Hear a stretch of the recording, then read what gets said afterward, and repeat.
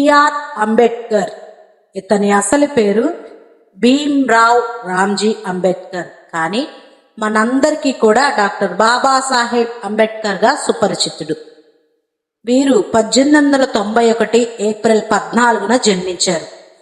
ప్రముఖ భారతీయ న్యాయవాది, ఆర్థిక శాస్త్రవేత్త, రాజకీయ నేత, సంఘ సంస్కర్త.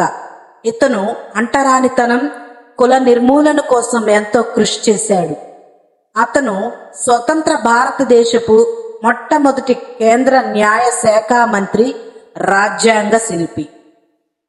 ఇతను కొలంబియా విశ్వవిద్యాలయం నుండి పిహెచ్డి, లండన్ విశ్వవిద్యాలయం నుండి డిఎస్సి, డాక్టరేట్ పట్టాలను పొంది చాలా అరుదైన గౌరవాన్ని సంపాదించాడు. న్యాయ, సామాజిక, ఆర్థిక శాస్త్రాల్లో పరిశోధనలు చేశాడు.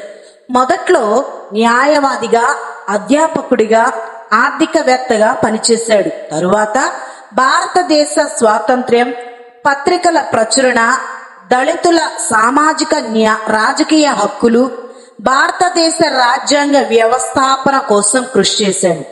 1956లో ఇతను బౌద్ధ మతాన్ని స్వీకరించడంతో దళితులు సామూహికంగా బౌద్ధ మతంలోనికి మత మార్పిడి చేసుకున్నారు. 1990లో భారత ప్రభుత్వం అత్యున్నత పౌర పురస్కారం భారతరత్నను ఇతనికి మరణానంతరం ప్రకటించింది. భారతదేశ చరిత్రలో చిరస్మరణీయంగా నిలిచిన నాయకుడు. ఇతడు చేసిన విశేష కృషికి ఇతని పుట్టినరోజును అంబేద్కర్ జయంతిగా జరుపుకుంటారు. 2012 the history channel, Reliance mobile భాగస్వామ్యంతో అవుట్లుక్ మ్యాగజైన్ నిర్వహించిన ది గ్రేటెస్ట్ ఇండియన్ పోల్లో అతను మొదటి స్థానంలో ఎంపికయ్యాడు.